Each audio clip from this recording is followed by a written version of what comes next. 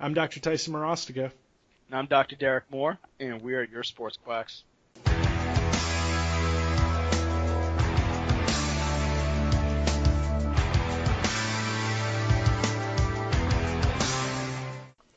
All right, welcome back to all of our sports quacks out there.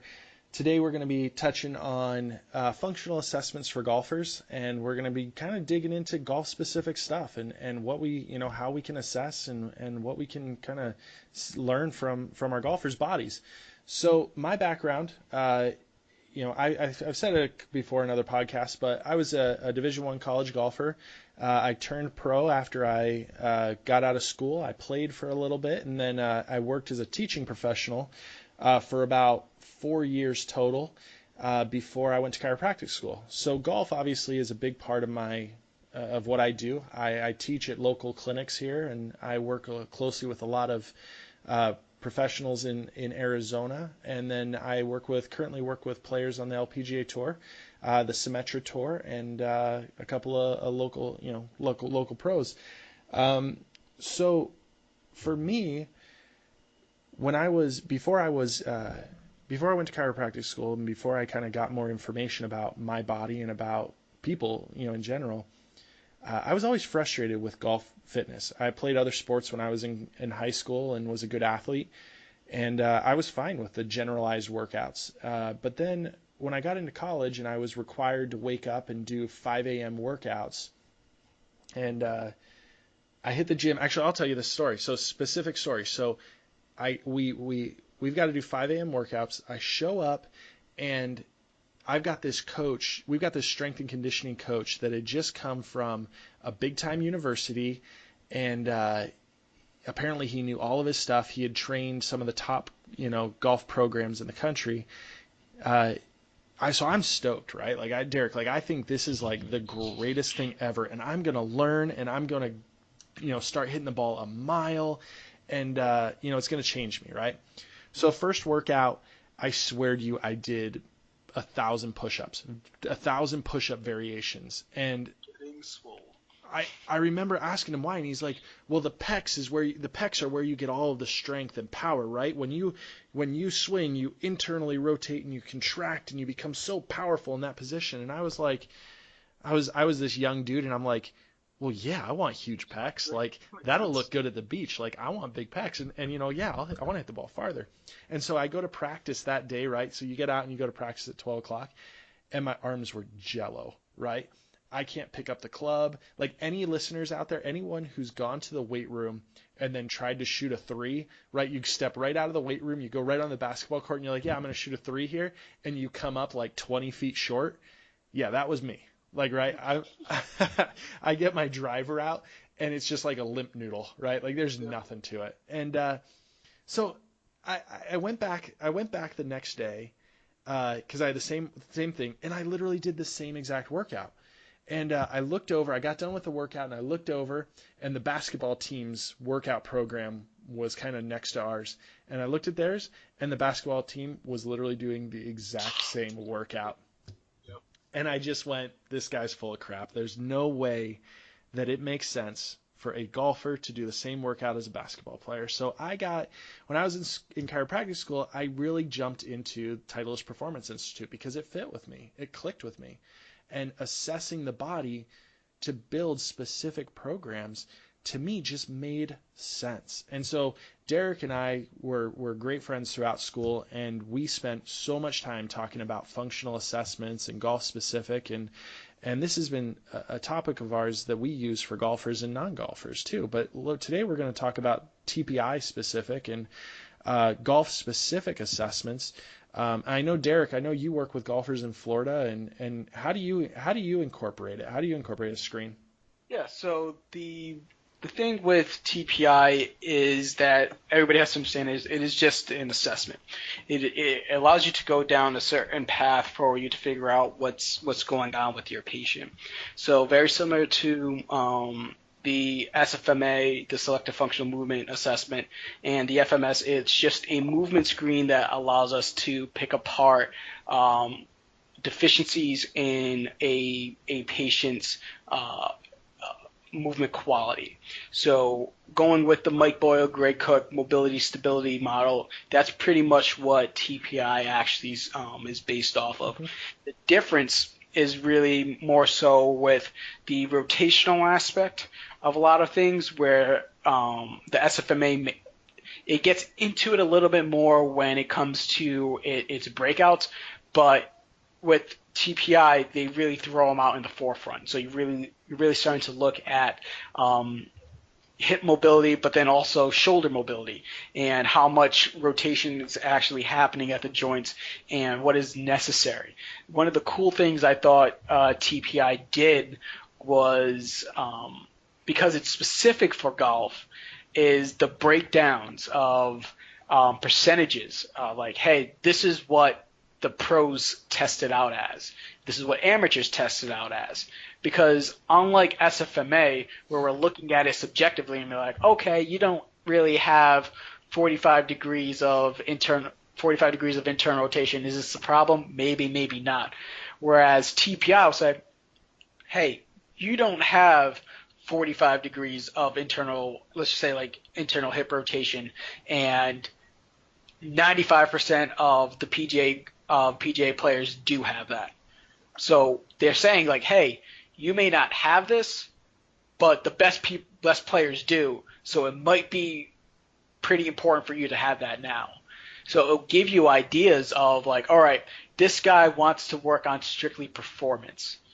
So we now have a benchmark of this is where you need to really start to focus on your deficits, and it will give us a more specific plan on how to treat patients specifically in for performance. So usually what I'm seeing with the implementation is really trying to get into the nitty gritty part of it and getting a quicker way to get it done, because I think, Tyson, you know too, like it can take a while the first few times that you actually go through it. Yeah.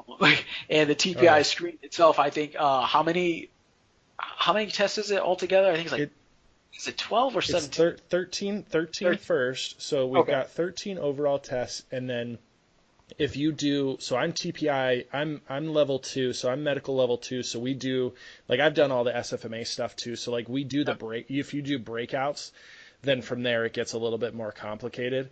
But for most golfers, like you populate as much information as you need from those 13, and some of the tests like you can actually pass on.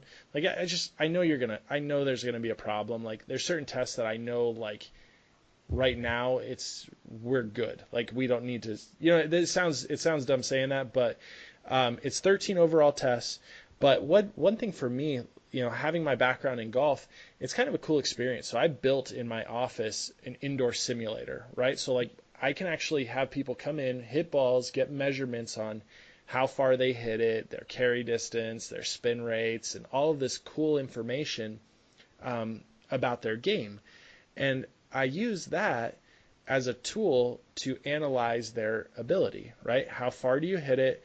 How high is your launch angle and stuff like that? Just, hey, let's populate information. And my background in golf allows me to be able to use that as a tool because I understand those numbers. So when I see my golfers, like, so I get a lot of my golfers actually from a friend of mine. He's a PGA pro up at a course up at Longbow right up here. His name's Jeff Fisher. So shout out to the Fisher Bryan Academy. Wonderful coach. So he'll send his golfers to me. And I always do this, and I love messing with people. I'm kind of a jerk like that, but like I don't need to watch people hit balls. Like I do it because I love it. Like I'm just gonna be flat out honest with you. I do it because I friggin' love it. I love watching golf swings.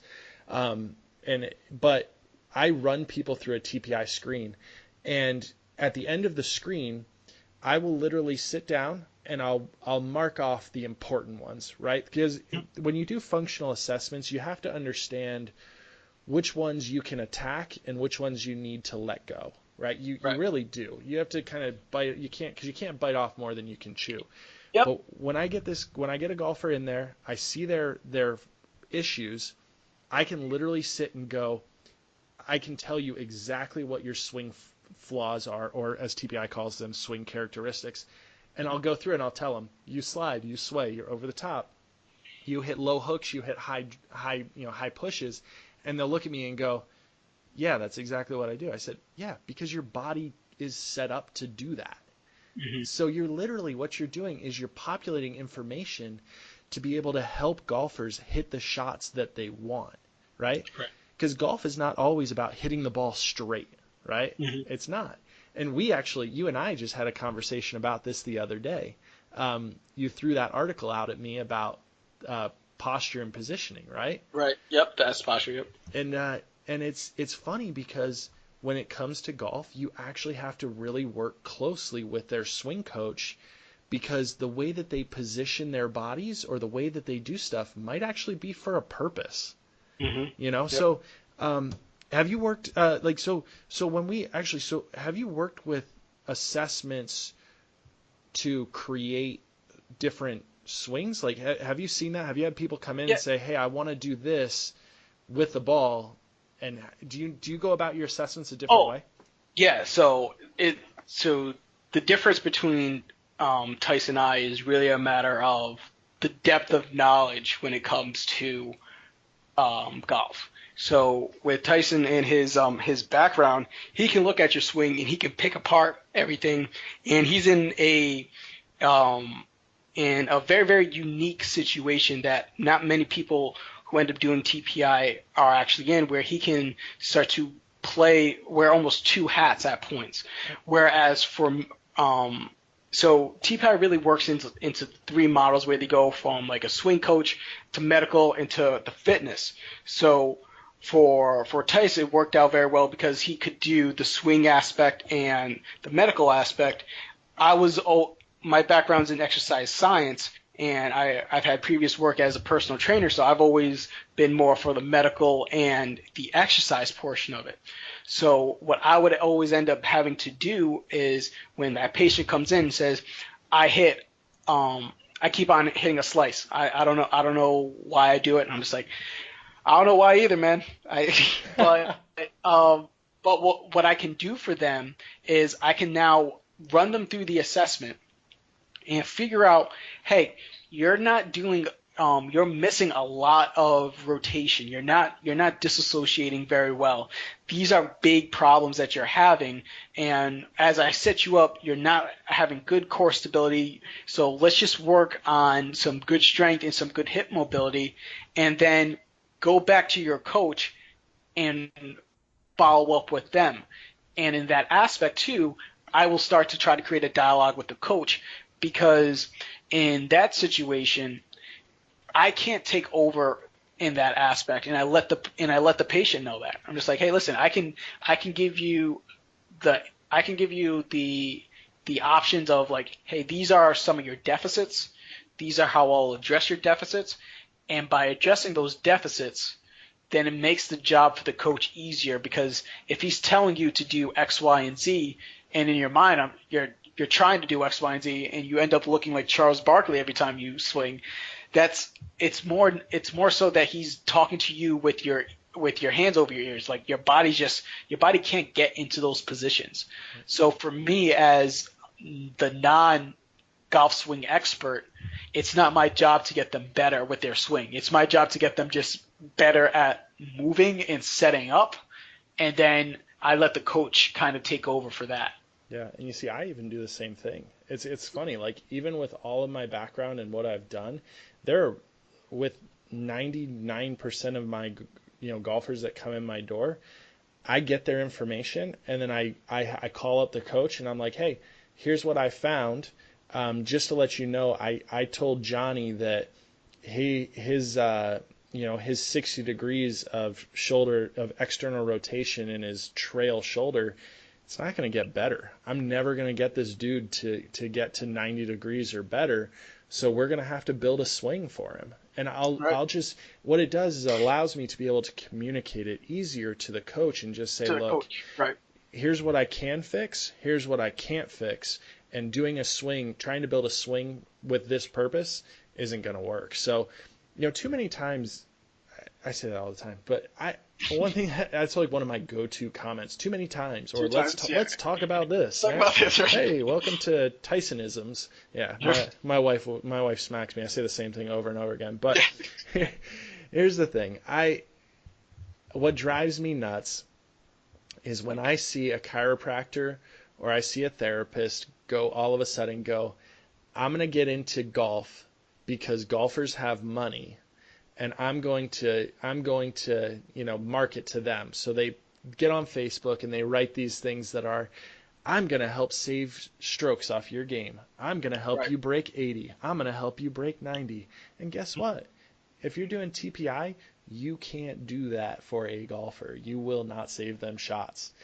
And here's the reason, is because you can't train someone to get up and down. You can't train someone to hit a 3-foot putt while the pressure's on them, while their buddy's over there making fun of them. Like, golf is such a mental sport and mental fortitude and being able to hit shots under pressure that teaching someone how to, posteriorly tilt their pelvis, guess what? That's not saving them shots.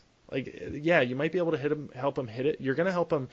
I don't want to talk down to this, because actually the way I was going at that sounded down. But what you're going to do for these golfers is that, number one, you're going to help them stay injury free, right? And that is a huge role with TPI. And for us as healthcare providers, is getting these people healthy so that they can play more golf.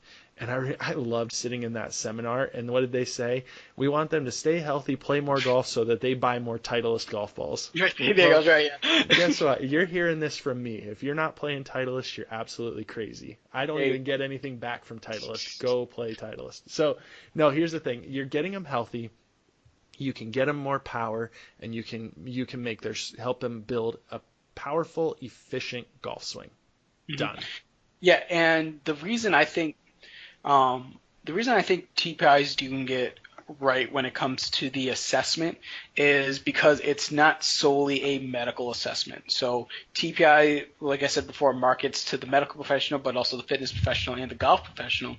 And what that allows for you to do is when you do your assessment, if the golf coach is also TPI certified, when you call them, you can now speak about the assessment together and have a solid understanding of exactly what's going on. And the best part for the golf professional is he can now stay in his lane. He does his TPI screen, realizes that, hey, you might have a mobility issue. Go see the chiro, and now the chiro will start to do the assessment, we're hoping, find somewhat of the same issue, and now the chiro will end up trying to figure out the best way to start to address that situation.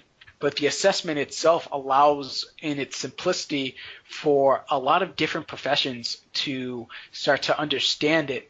And I think when you were saying it, that golf is so much mental, I think they can start to become really, really easy too many chefs in the kitchen. Oh yeah.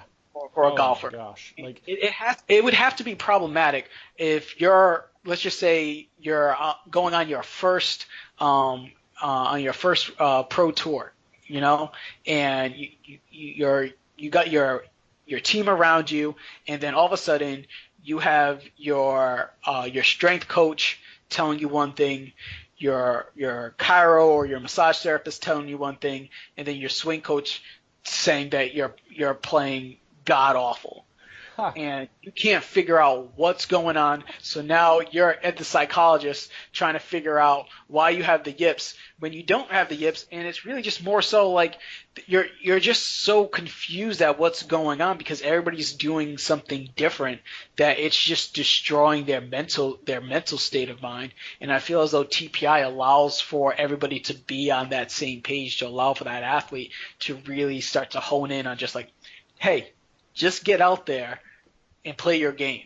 Yeah, there's way too much input going on with golfers, and I'll heck, did you hear the story about Lucas Glover's wife Did you hear that one? Yeah. So Oh. she just berades the poor guy. This guy won a Yeah. U.S. Open, and I actually went to the one at Bethpage that he won, and I watched him Uh-huh. play, and he was lights out, right? And this Yeah. guy, he shoots 78. Like 78 obviously is awful on tour. And his wife gets home and she's calling him, an idiot. She's smacking his mom and they're fighting and this and that. And like, there's just way too much pressure put on these golfers. And biggest piece of advice that I can make is be okay with allowing the golf coach to run the show. Right. So and it's okay. And so here's the thing, the golf coach is going to send you someone and they're going to ask for information. And they're asking for information so that they can clarify what they're doing, right? Because the golf coach, like, okay, so we get TPI screens for your amateur golfers who are playing maybe once a week, right? They're not as stressed out about those people. They're trying to get information to, keep them safe, build an effective, simple swing. But when it comes to building their tour player who's playing for money, when they want that information, it's because they're trying to build some sort of intricate detail into their swing and they want to know if it's possible. Like Okay. this is worth a lot of money, right? And so be okay with taking a partnership role to the golf coach who actually gets them to score, right? Right. Hmm. And that's okay because guess what? The golf coach makes them the money. You Yep. keep them healthy, the golf coach gets them the money, and you know what? Don't take any of the praise. You don't Hmm. need it. You don't need it. And because guess what? Like if you keep their golfers healthy and you get them out there and they're feeling great, they're doing well, these golf coaches will love you and they'll treat you with respect and it's better that way because if you start trying to step over bounds and you start trying to dominate and correct and you try and do things you're doing worse. You're doing more harm than you are good. Right. And the best part about that partnership is that if if you understand what your role is in that partnership, it takes all the pressure off of you. Hmm. You don't have to end up doing the the swinging mechanics and the Cairo, and then just talking about nutrition, and then trying to be their psychologist and trying to keep his wife off of them after each one. It's a Separate matter them. of like, yeah, exactly. There's just way it's way too much even for the practitioner to try to take on all those roles.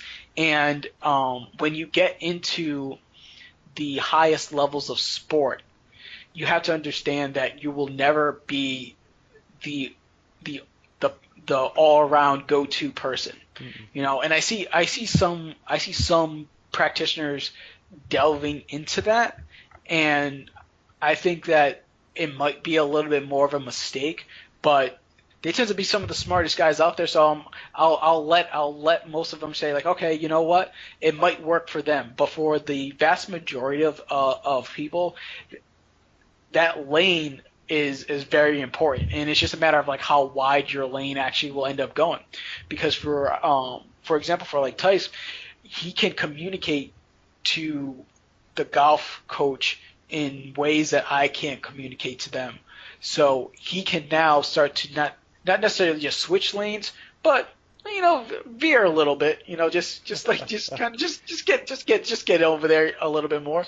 And it's coming from a field of knowledge where the coach respects that, and that's an easy way to start to drive a better trust and understanding of what each other is doing.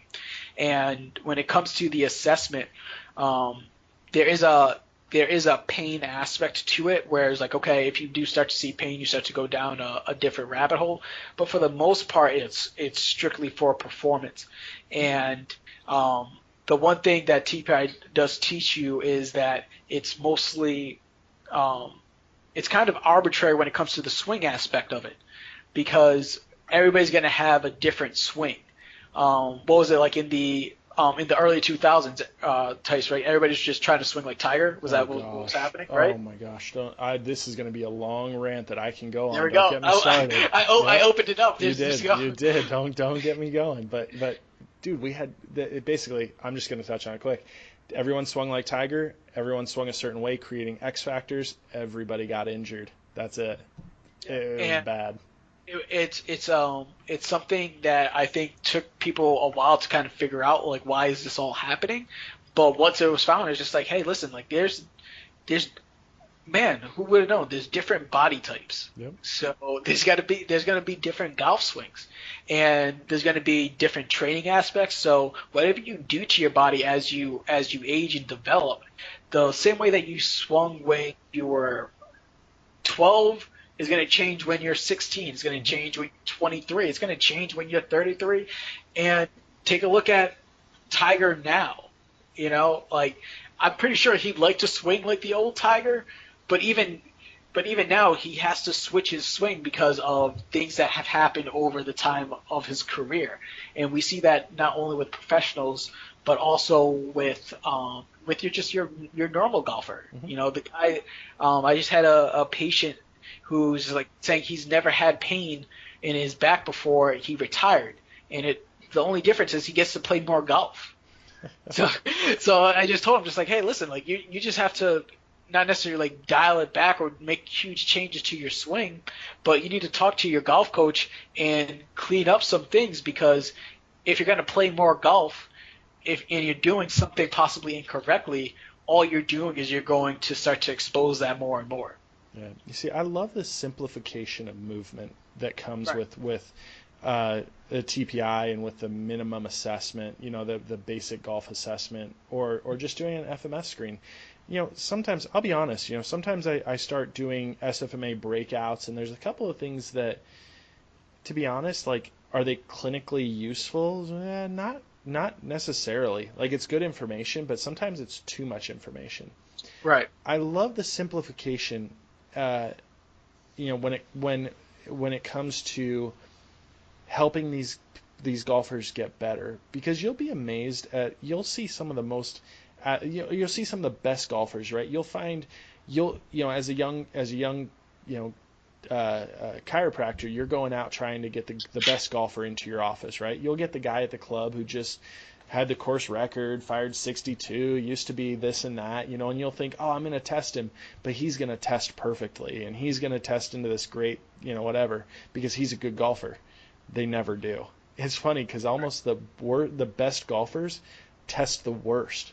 And it's funny because they'll go, well, what are you going to do for me? And basically, the simple comment is, I'm going to allow you to be able to accomplish what your coach wants you to do. I'm going to allow you to play longer, and I'm going to allow you to enjoy the game more. And I love that simplification because it allows your golfers to buy in.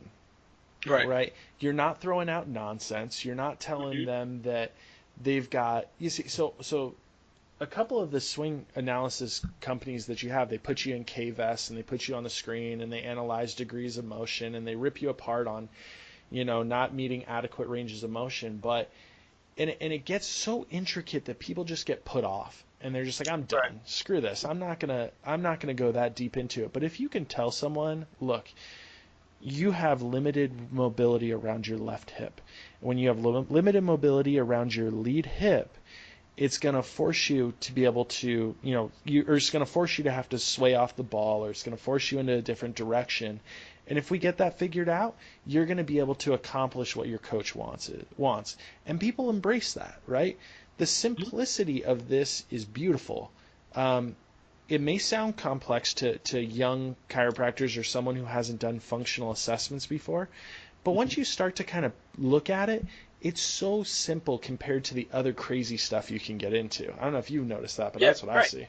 And the best part of the system is that if you just follow it, it allows for you to just really kind of open your eyes to a different type of body type and a different way of looking at the body. When it comes to golfers, many times I think we start to, if we're looking at a performance aspect, you have to start to take into account their play style. It's not football. You can make some comparisons with other rotational sports, but it's not basketball. Very rarely do you get a chance to have something like a TPI assessment that's so good and so solid on just a specific sport that if you're in an area like Arizona or South Florida or like California or just like an area that has golfers, um, it's an opportunity for you to really start to understand some more mechanics. And as a sports chiro, you don't need to be the golf guy. But I think if you're in a golf area, it's something that you should start to tap into, just overall of a better understanding of what these athletes and players are going to. And we can go into the implementation of like TPI screens into different facets when it comes to like general public and then also other sports. But if you're in an area that has a ton of golfers, it's I don't see how you can't it's how you can't not take the TPI course. You're missing. Like you said, like you don't just want to take things for the money, but for the most part, like if you're in an area with golfers, it's an opportunity to get patients better.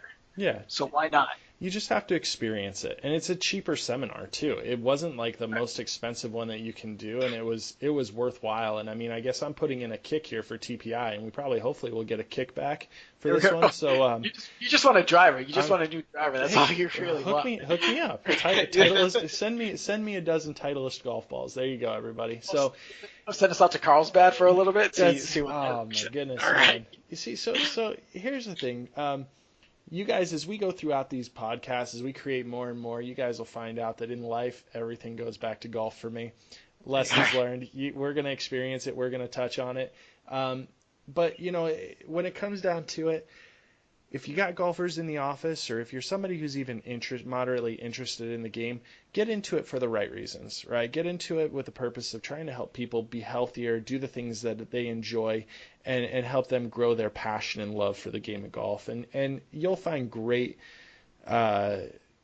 you'll find more success doing that than you would just saying, hey, I'm going to shave strokes off your game. But when it comes down to it, learn how to assess people, learn how to assess sports specific motion, and it'll open your eyes to a new way to practice. So like we always say, like us on Facebook, follow us on Twitter, Instagram, send us questions. If you guys got golf specific questions, ask me. I'm open. I love that stuff. Send me messages, and we'll talk to you guys soon, and hope you guys enjoyed it.